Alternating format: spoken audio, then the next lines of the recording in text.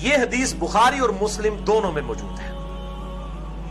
صحیح بخاری میں اس کا نمبر ہے 956, صحیح مسلم میں 2053, اور شکر ہے یہ مشکات میں بھی موجود ہے.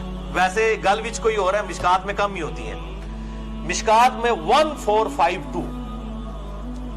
یہ دکھا دیں ذرا ان کو. میں نے جو ہے یہ آج قیام اللیل کرنے سے پہلے اس کو نشان لگا دیا تھا. یہ جناب نمبر دکھا دیں ان کو, یہ پیج بھی ہائی لائٹ کر دیں.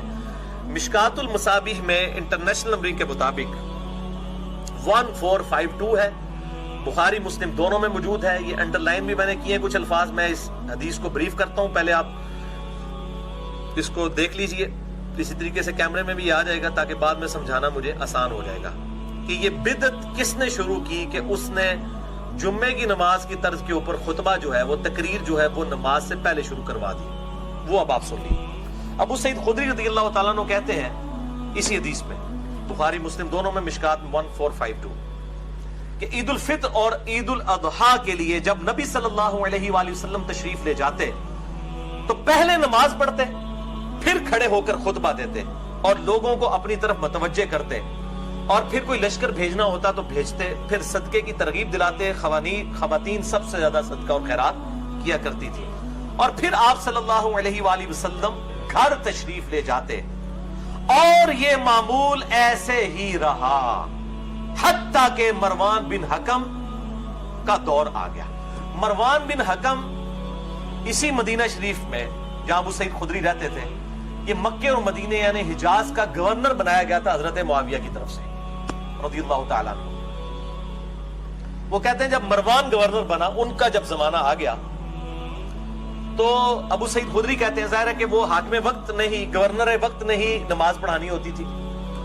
وہ کہتے ہیں کہ مروان کی کمر پر ہاتھ رکھ کر میں نماز عید کے لیے آیا. یعنی بوڑھے ہو چکے تھے ابو سعید خدری, اور یہ 74 ہجری میں فوت ہوئے ہیں. حضور کے بعد 63 سال تک زندہ رہے ہیں ابو سعید خدری, اور کثرت سے جو 7 صحابہ احادیث روایت کرنے والے ہیں ان میں ابو سعید خدری بھی شامل ہے. کہتے ہیں میں بوڑھا ہو چکا تھا, میں مروان بن حکم کی کمر پر ہاتھ رکھ کر نماز عید کے لیے روانہ ہوا, حتیٰ کہ ہم عیدگاہ پہنچے تو کہتے ہیں میں نے دیکھا کہ کثیر ابن الصلت نے گارے اور اینٹوں کا ممبر تیار کر رکھا ہے. پہلی بدعت, ممبر تیار کیا. اصل میں انہوں نے کتے دے مول نہیں سی کوئی پوچھتا, مولا علی دے گالا دے کٹتے سن ممبر ہوتے. تو ان کے پاس یہی ایک موقع آتا تھا, جیسے آپ اعتکاف بیٹھتے ہیں تو آپ ویسے تو علماء کی تقریریں نہیں سنتے, اعتکاف میں آپ علماء کے قابو آئے ہوتے ہیں تو وہ آپ کو فجر کے بعد بھی درس, زہر کے بعد بھی درس, عصر کے بعد بھی درس, تو وہ آپ کو جی مصیبت میں ڈال دیتے ہیں. پھر رات کو قیام میں کوئی اور کھڑا ہو نہ ہو, لیکن اعتکاف والوں سے سارے ایکسپیکٹ کر رہے ہوتے ہیں کہ انہوں نے رات کھلونا چاہیے, یہ یعنی لوہے دے بڑے ہوئے نے دیہڑی درس دے دے راتی انہوں نے قیام کھلا دیتے ہیں. اس طریقے سے ان کو تو کوئی پوچھتا ہی نہیں تھا, تو انہوں نے اسپیشل ان کے لیے تو بڑا ایک عید کا دن اس اعتبار سے ہوتا ہے, چلو لوگ زبردستی ساڑی گالتے سنیں گے.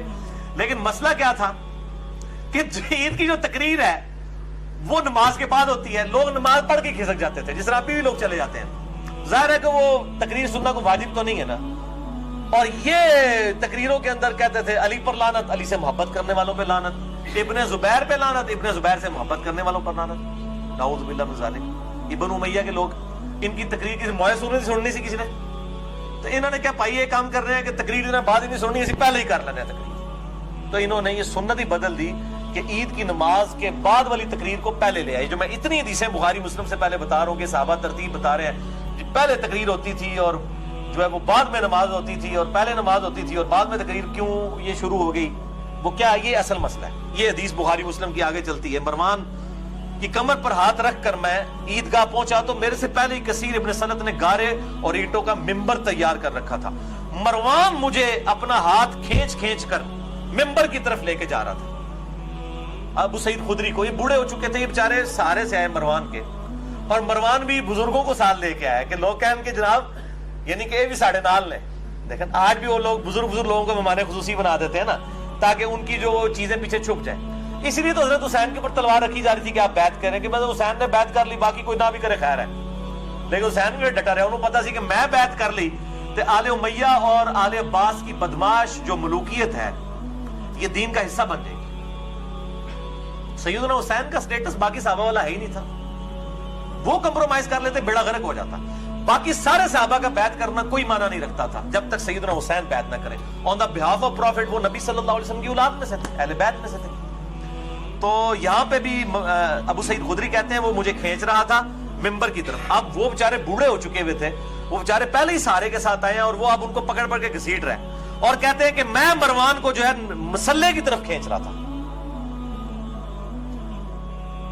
اندازہ کریں, یعنی یہ آل امیہ ورسز صحابہ کرام. ایک کہتے ہیں نہیں یہ صحابہ دے گستاخ ہیں, وہ صحابہ دے گستاخ ہے ہی آل امیہ. ابو سعید خدری اس کو گھسیٹنے لگے کہ تو پہلے نماز پڑھا, تو وہ پھر آگے سے کہنے لگا ابو سعید, اللہ اکبر, یہ ہے جرت. وہ کہتا ہے قد تورک ما تعلم, ابو سعید تجھے پتا ہے کہ وہ اگلی سنتیں جو ہیں یہ ختم ہو چکی ہیں. استغفر اللہ لعنت اللہ علی الکاذبین. جو نبی صلی اللہ علیہ وسلم کے طریقے کو کہ یہ ختم ہو چکا ہے اور وہ اپنی بدعت جاری کرتے ہیں. یہ نواقض اسلام نہیں ہے. یہ کتابیں جناب لکھ لکھ کے محمد عبد الوہاب صاحب کی بانٹتے ہیں نواقض اسلام. جی کن چیزوں سے انسان اسلام سے باہر ہو جاتا ہے؟ 10 نواقض اسلام. بھائی جی نواقض اسلام کا پہلوا فتویٰ جو ہے نا وہ مروان بن حکم کے اوپر لگتا ہے, جس نے نبی صلی اللہ علیہ وآلہ وسلم کی سنت کے بارے میں ابو سعید خدری صحابی کو کہا کہ تجھے نہیں پتا یہ طریقے ختم ہو چکے ہیں.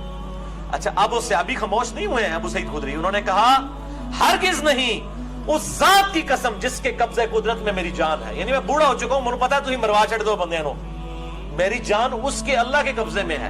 مجھے اس اللہ کی قسم کہ اے مروان تو خیر و بھلائی پر نہیں ہے.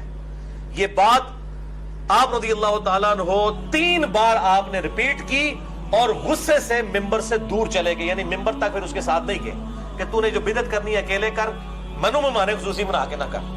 اور وہ اتنے بوڑھے ہو کر بھی وہ سہارا سے لے کے آئے ہوئے تھے, لیکن انہوں نے پھر وہ سہارا بھی نہیں لیا کہ میری وجہ سے کہیں انڈورس نہ ہو جائے آل امیہ کہ جی ابو سعید خدری بھی تو ساتھ کھڑے ہیں تو وہ بھی تو صحابی ہیں نا.